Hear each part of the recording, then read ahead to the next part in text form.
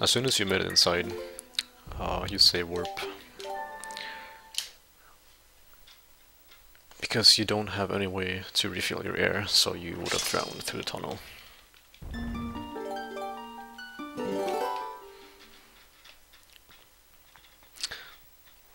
Skip a cutscene, and then I do a target roll, and then go left or right.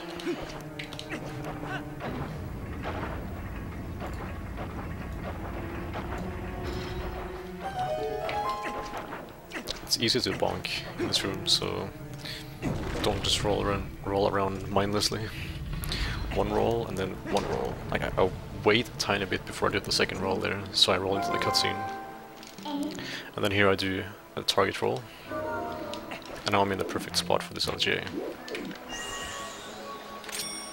The reason why this LJ will work is because it will be on a higher ground. So you can target this if you want.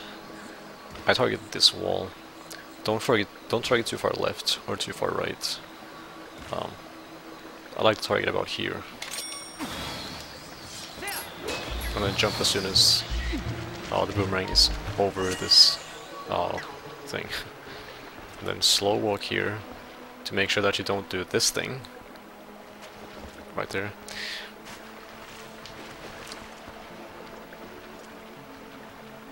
So that's good. And then just throw it here and then jump as soon as possible. Like that. And then you can climb up here. That was like a quick climb compared to this climb being a bit slower. So that's a bit faster climb, but you can also, as long as you don't target any of these Helmosaurs down here, you can stand on this line, look about over here, and then do a jump attack up, which is the fastest method. And then enter through here. Skip a cutscene and do a target roll. Go to the left side of that guy so he doesn't hit you. I mashed 2 rolls here because I managed to roll right before that cutscene happened, so I appeared here instead of over here.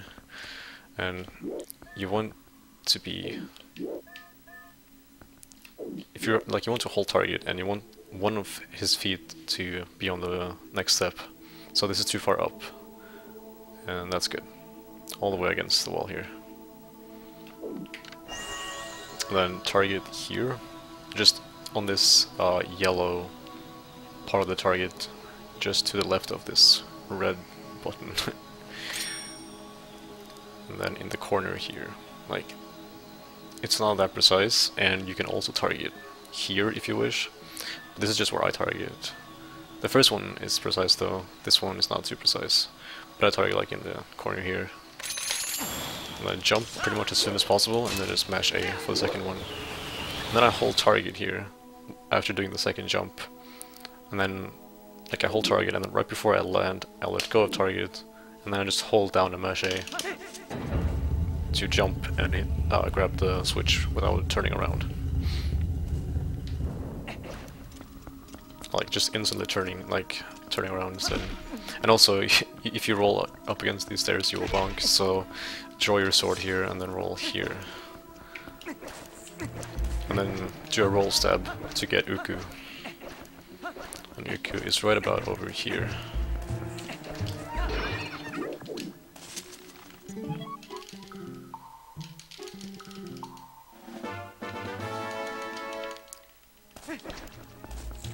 Then jump down here, gracefully.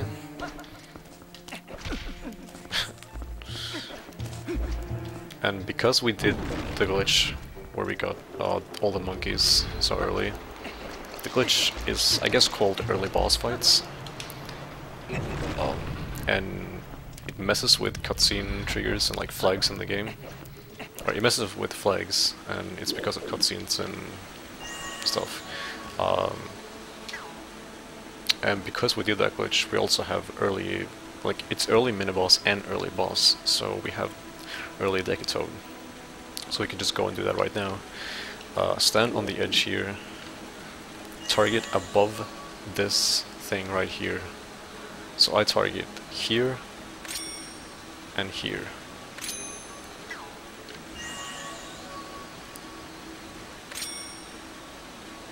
and then I jump as soon as I can see the boomerang being above that thing. And then I just mash A for the second jump. So wait a bit before you do the first one, and then you can just mash A.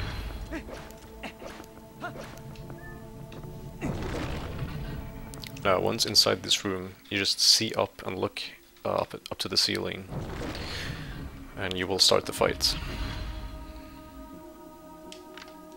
And skip the cutscene. Okay, so this fight. There's also a tutorial on this one on YouTube, which is really good.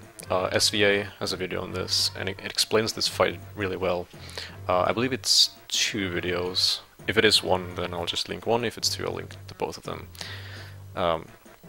Basically, you can one-cycle this Decatoad by doing 10 normal slashes, so not combo attacks, but if you just hit B with the rhythm, so you make sure that you only do normal slashes and not like do 1, 2, 3 and then with a little pause and then do like a 4th hit that's an end combo attack. So just like press B at a certain pace, so you only do normal slashes 10 times and you will one-cycle this guy. Can be a bit difficult, I might fail it, what the hell. But so you start this fight off by killing all of his minions. I try to jump attack if you... and sometimes I get some of them, other times I don't get any. And then I quick spin these guys.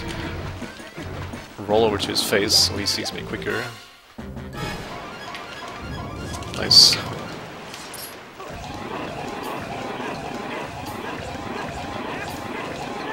Nice. That was 9 hits and not 10 because I lost my rhythm. You can try jump slashing these to kill him a bit earlier. So this is 2 cycle. I failed 1 cycle by 1 hit. It happens, and as I said earlier, I'm not gonna reset over silly things like this and do the whole segment again.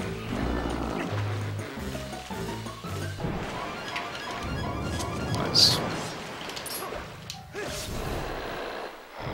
So as SVA explains in the video, pay attention to where you are on the map, the yellow arrow. And then when he jumps up, you can't see up right away. You need to wait a tiny bit and then see up and cancel it. Yeah, I'm playing pretty poorly right now, but I don't really mind me playing badly that much because the goal is just to showcase everything well. So now equip Uku and I guess Iron Boots. You don't have to equip Iron Boots because the trick coming up is not mandatory, but you save warp right after you get the claw shot.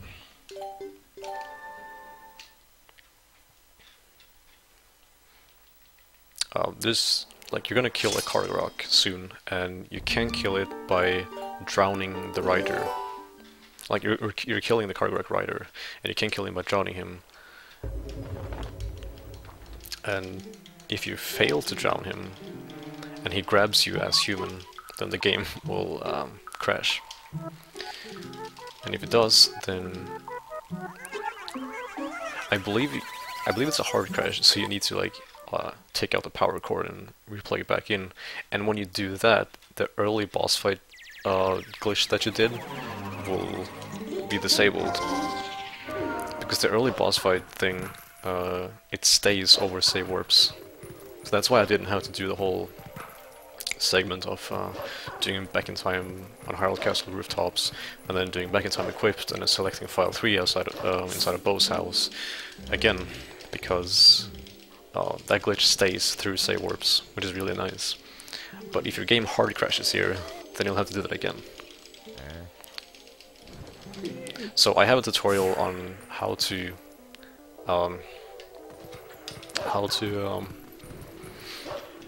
quick cycle, I guess, this guy. And I think I'll not do the crash thread, just because it saves a small amount of time and it's not mandatory, and you don't want your game to crash. This is like I don't know, this is not an advanced tutorial, I'm just gonna explain the run. I'm not gonna show off all the risky stuff, I guess. So I jump attack past him. His flying pattern was really bad though. Yeah, so if his flying pattern was good, I could have jump attacked him again there and got him.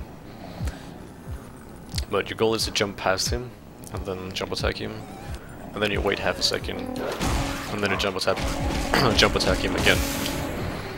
And because his flying pattern was really weird this time, he was in a bad spot.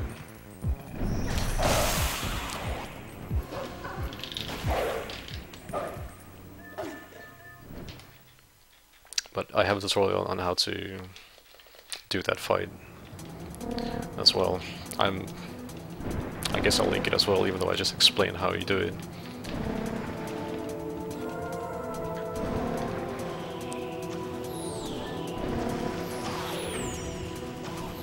Just dash as much as possible in this area, and controlling this guy, you just like tap the control stick a lot. So just like mashing A and doing a lot of down and up tapping, or else you will like get weird heights like this if you just keep holding it in one direction. Part of the game we're doing now is pretty boring. It's not really complicated at all, and the segment is long, so if you're streaming this, a speedrun of this, then your chat will probably not be so active here. Or maybe they will try to be active because they know this part is really boring, so they'll try to start some cool topics to talk about. Hopefully that's the case.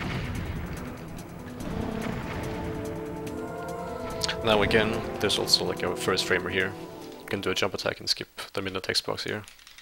I'll just attempt it, what the hell. Yeah, so you can skip these text boxes by jump attacking and landing here.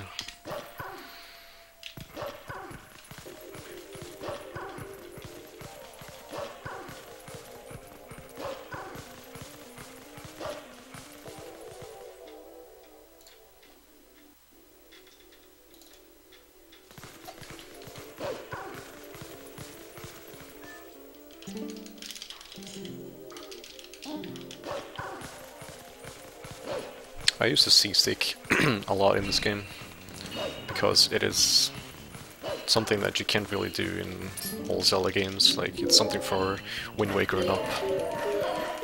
Like, having the C-stick to move the camera in OOT would be pretty cool. Nice, I actually fell down. I've never done that before.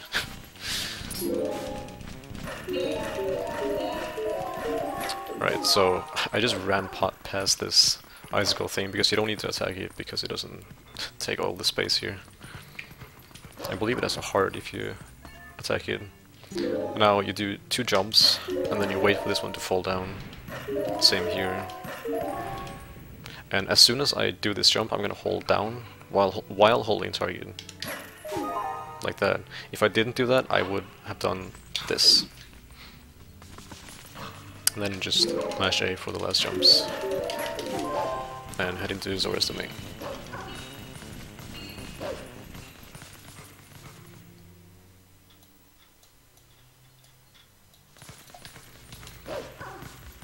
Now these Shadow Beasts, like any Shadow Beast fight where you have to kill one and then 2, don't bonk into this thing. So like this guy is really close to this barrier right here now. So I could have charged this guy and then went for the other guy, and then I would have hit this thing and one of them would have stayed alive.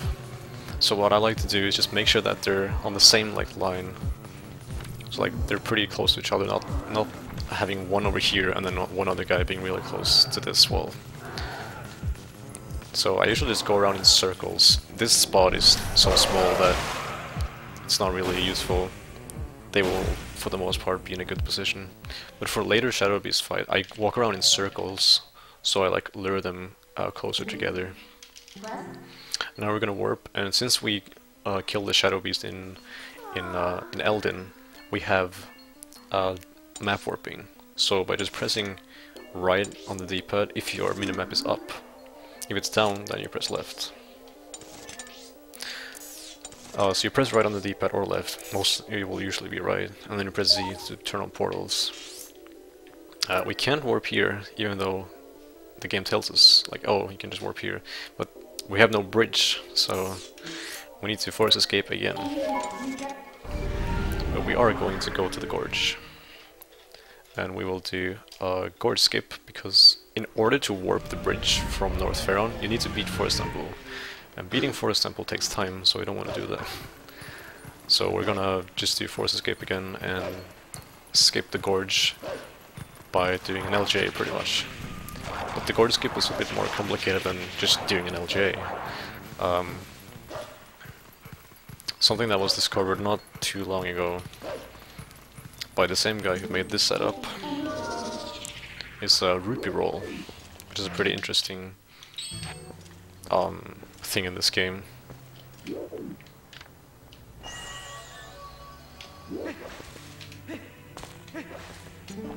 Yeah, I was thinking my position was bad there. I guess I could try the setup list method. You just want to look at this white spot, and you know that the trigger is like right there. And you try to be not greedy. See, I was greedy. I'm always really greedy with force escape, so that's why I prefer to do the setup.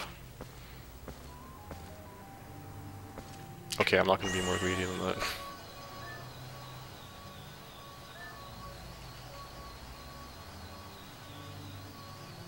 I'm really picky and stubborn, as you can tell.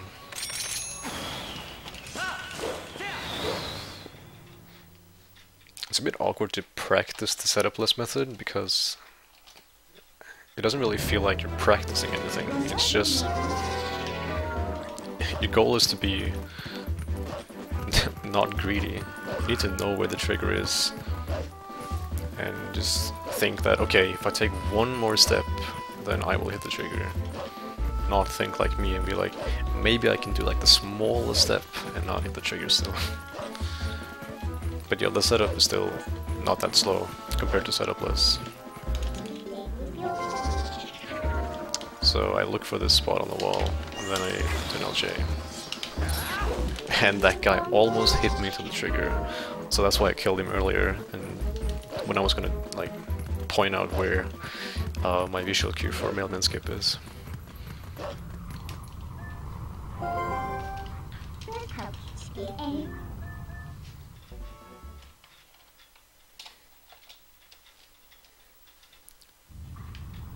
Alright, so when learning this game, you should save here, because this is something that you would want to practice a lot. I'm gonna put away the minimap because I need to look for a visual cue. Again, this trick is also explained really well in a tutorial by the guy who made who made it, like who found this thing. So I don't know how much I do want to talk about it.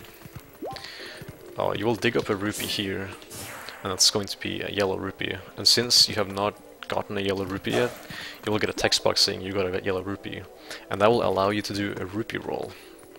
But when you get the rupee text, and let's say you fail the trick, then you need to say warp, because upon file load, the rupee text reappears for any rupee that's blue or greater.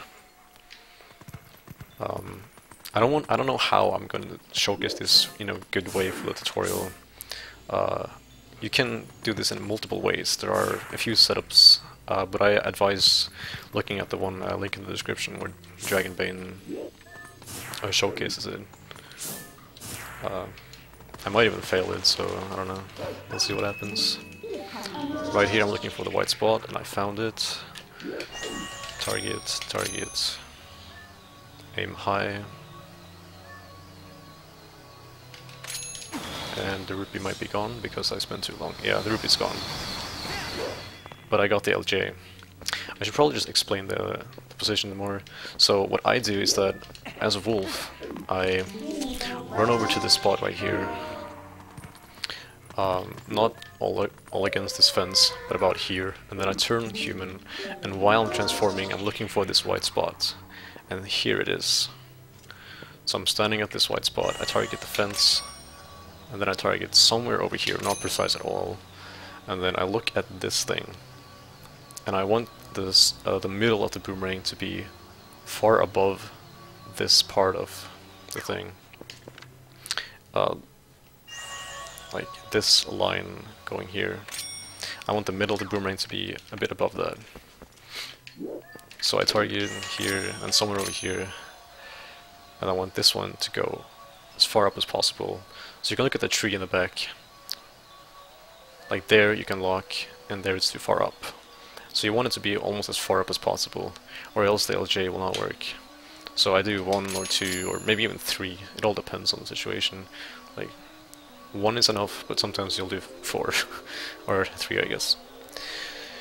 And then you just press A once the boomerang is over there, and one thing that's really common is just to press A too early. So you draw your sword, and then just be patient when pressing A. Don't press it too early. I failed this multiple times just by being like afraid and just like pressing A too early, even though I had a good position and I had good targets. So that is like the way we do Gorge Skip now. It's not really difficult. It's just you have time, like you have a time limit, and also when you say warp, you should say warp as wolf, so you don't need to transform each time. But yeah, there is a time limit because you want to do it before the rupee disappears. So it can be a bit stressful at first, and obviously since I'm doing this tutorial, I want everything to go perfectly fine every time, and it didn't now, and I don't want to do this whole thing again, so I guess I can be stressed from that. Alright, find the white spot. Found the white spot.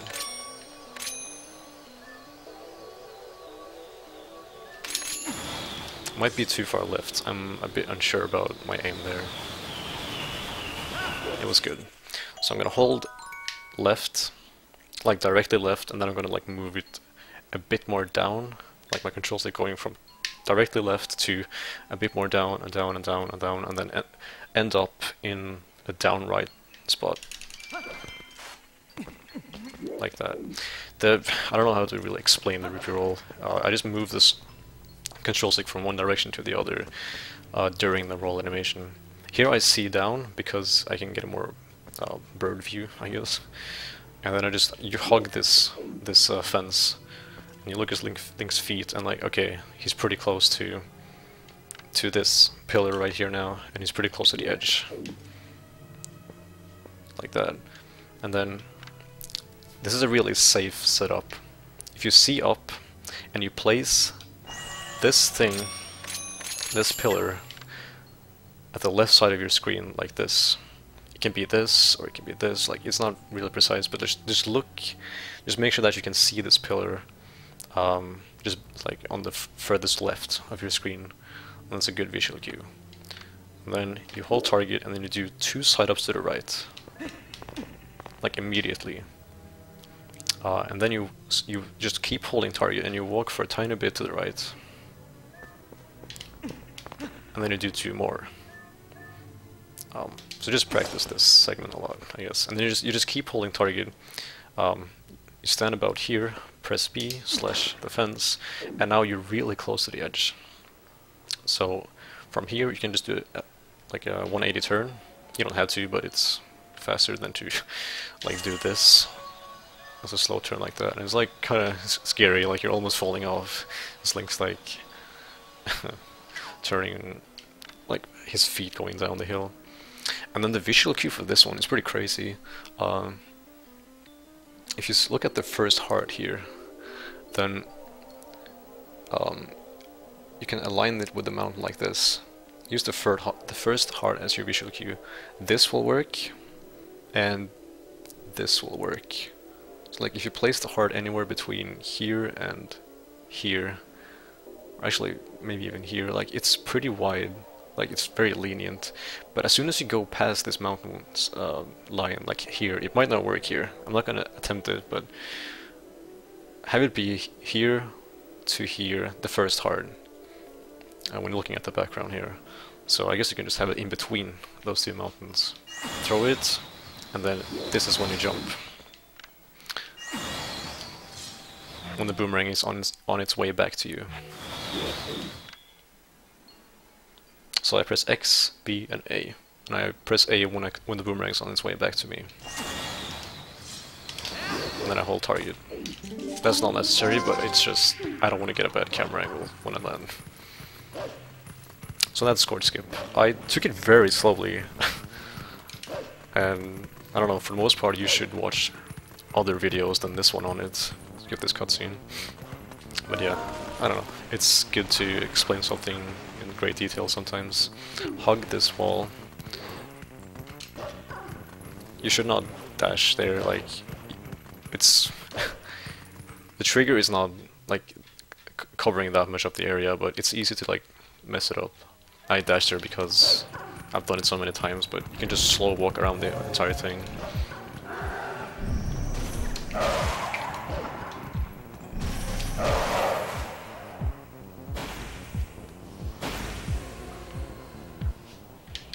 Alright, so another cutscene here.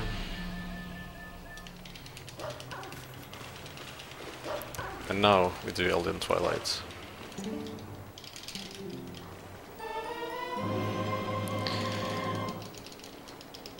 And the route for Elden Twilight has changed a lot recently. So it's actually pretty cool now. You don't midnight jump up to the sanctuary and watch a cutscene. Or like, of all the people hiding, and then you do the torch thing. You just skip a cutscene in here in the graveyard. The graveyard has many cutscenes, so just get ready to match start in general. Jump attack the bug before it digs. Turn human here. Listen for the bug to turn into a tear, and then just side hop and it'll clip through this thing. Hold down, do a roll, target, because if you transform wolf here, well, you can't because Midna will talk to you. So that's why you just hold down, do a roll, and then target, and then transform wolf here. Now these bugs, I'm not good at them. Just throwing that out there. That was pretty good, but that was just me testing something on the fly. So I guess you can copy that if you want. Skip this, maybe jump up. But yeah, I don't know. Another cutscene here. And grab this tier. I don't know how to commentate like this part of the Twilight because it's still like new to me. I haven't done it so much, but those 3 bugs were actually good. I can save like a lot of time in my current PV just by killing them more optimally. You can read that sign I just read. I just dashed past, so make sure you stay away from it. I just target multiple times here until I get the target of the bug. Like I just stay still after I climbed up.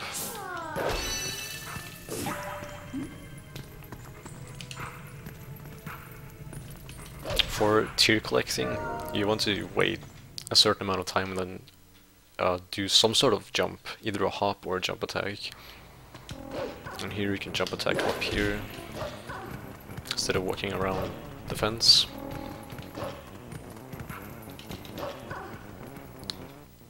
I guess I'll just explain everything. So mash B, press A, X, A, like you do BAX right there.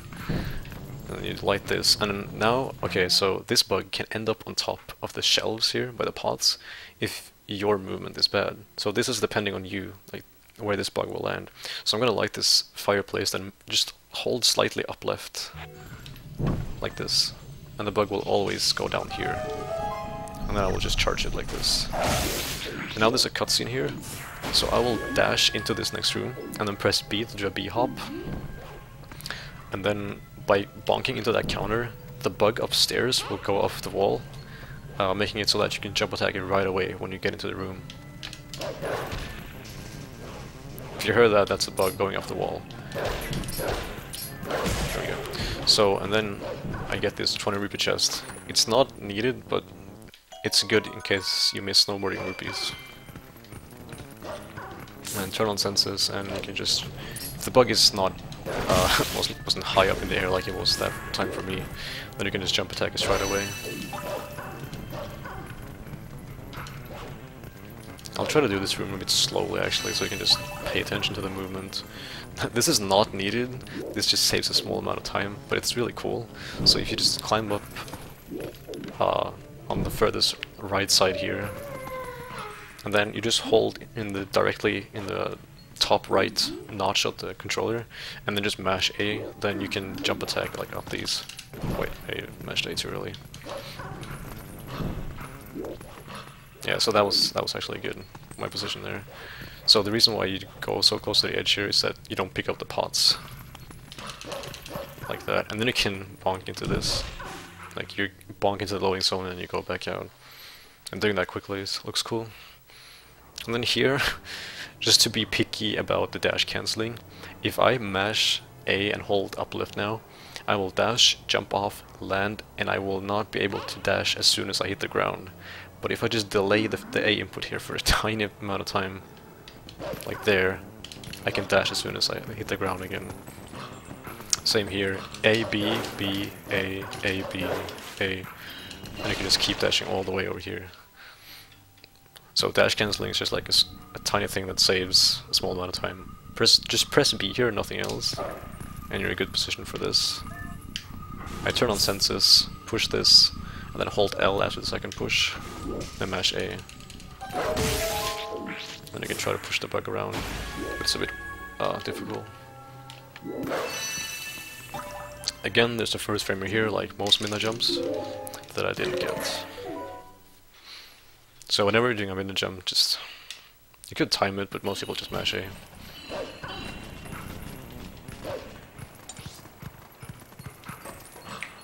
And you don't need to climb up to this second roof, you can just hop off like this, and then this. So TP is full of small time savers like that. Okay, for this staircase, just... I guess you can turn on senses as soon as possible.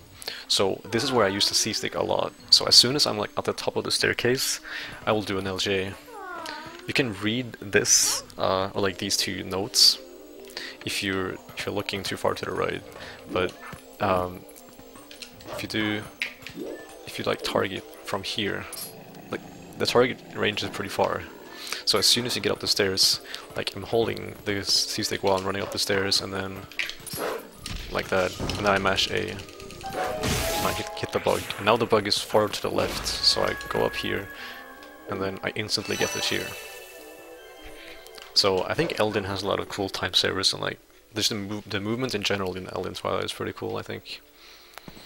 Now the burning house skip. There's also a good tutorial on this on YouTube. It doesn't have text on, I believe, so I will explain this more in detail. There's a bug over here, and if I go any further than the last step, then the bug will flee. And I don't want the bug to flee, so I'm gonna stand on this step to make sure I'm safe.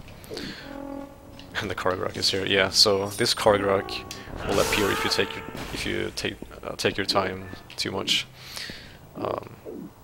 But yeah, you stand on the second to last step, and you aim with the boomerang above this white thing on the wall, just here, and that will do. One target is enough, but you can do it 5 if you want to. Then you press B to pull out your sword, and then you just mash A for both jumps, because the first jump you will land on top of this white thing, and then the second jump you will go and land over here, like you will jump from this to this. So you target over here, and then I mash B to pull out my sword until I see him like starting the pull out animation, and then I mash A for the jump attacks. And you land here. And now don't move further left, because if you move further left the bug will flee. So roll up over here, and then you jump attack up here, right next to this. And then you turn wolf, and now, okay, so this sign is going to be your visual cue. You need to kill this bug before it enters the house, and that will trick the game. It will confuse the game a lot. So I turn on senses right away, and then I dash as soon as possible towards that fence, no, that sign, and then I start holding B while I'm still holding control stick like up, left, like towards the bug. But as soon as like I'm next to that sign, I hold B, and as soon as Midna's hand goes over the bug, I release B. Like that. And now the bug is dead and not inside the house, and boom, the house is no longer a house. And you can void out here in this area. You can get crushed. So just move carefully. You can side up to the right here, get this here as well, and then jump in between the door frames here. And now you'll get a text box that you would have gotten anyway if you did this. If you did not kill the bug before it entered the house. So that trick is pretty weird. Also kind of recently discovered. Really cool, saves, like you don't have to watch a long cutscene, and you also skip 2 loading zones. It's like really nice time save. And now you want to B-hop into the corner there to kill the bug. Stand over here, and then charge and release. And then side up for that rupee. Jump attack this. Now the bug can move around being like electrified or whatever for a long time, and as soon as the bug is like attacking, like being in that state, you can't hit it even with a minute charge. So I always like stand over here with a charge minute attack, and I wait for the bug to move about here, because this is where he will be vulnerable again. And then I release it. And you do want to collect as many rupees as possible, just to be on the safe side. Yet again, another first frame where you can mash here.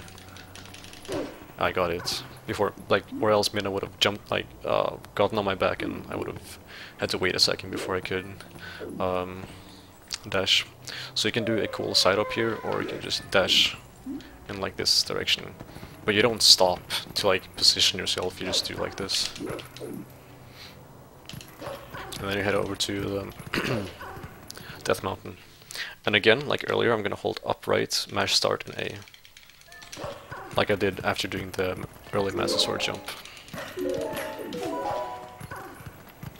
Now here's a cool little thing called fast climb or quick climb. And it's really easy. You just hug the wall here just slightly, like this. And you just like instantly climb up. Now I do dash cancelling here. I press A and B, and then I jump attack up here. And that bug in the left corner will dig, so you need to make sure that you attack it before it digs down. All the bugs that dig can be killed before they're finished their digging animation. So I do B hops with dash speed, but you can do a jump attack like this as well. So just by staying up there, you will instantly collect it here.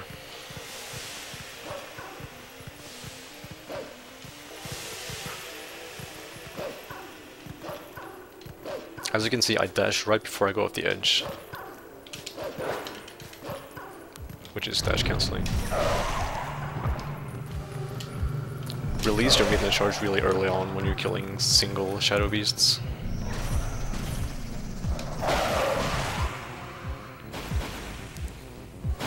Like, the midnight charge circle doesn't have to be huge at all. Now this is a pretty cool kill, I think. You can dash over here, jump attack up with an angle like this, put on senses, just be on the edge, and then you can just jump attack this bug instead of charging it. And then you jump attack this, and then you jump attack back up. And you can jump attack again to get up on here.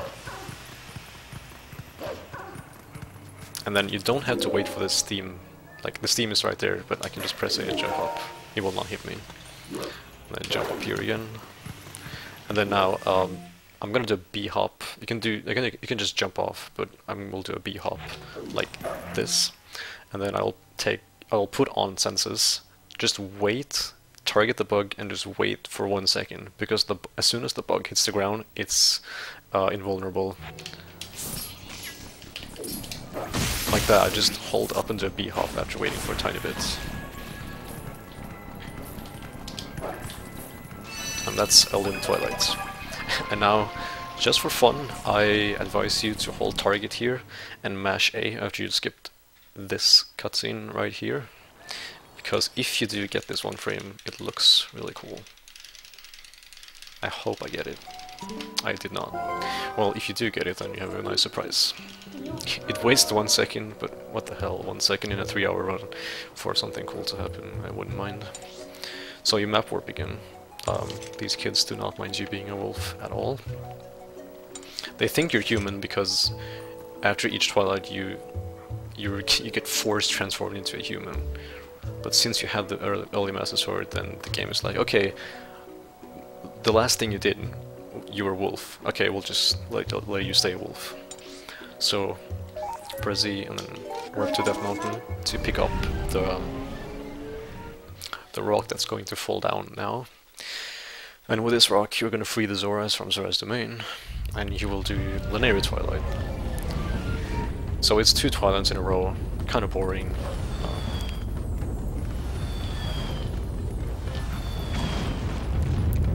One of those rocks can contain a green rupee, and I don't know, it's always nice to go for additional rupees.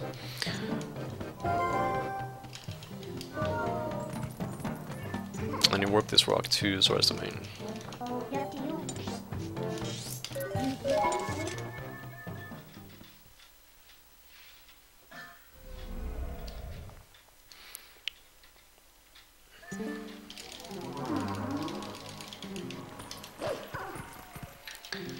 And this is the Zora armor cutscene. It's possible to skip this one. The only reason why you would need to watch this cutscene is if you're actually going to get the Zora armor. We will not get the Zora armor, but skipping this cutscene, it's a bit weird because you need to avoid the trigger several times. And you need to transform into human and back to wolf, and it's just... it doesn't save time in the end. As of making this video right now, we're sure that it does not save time to skip that cutscene. It's like pretty much dead even with watching it. So I did a jump attack there just to fix my camera. So, Linear Twilight. I'm gonna stop this part right here. Then have Linear Twilight and more in the next part.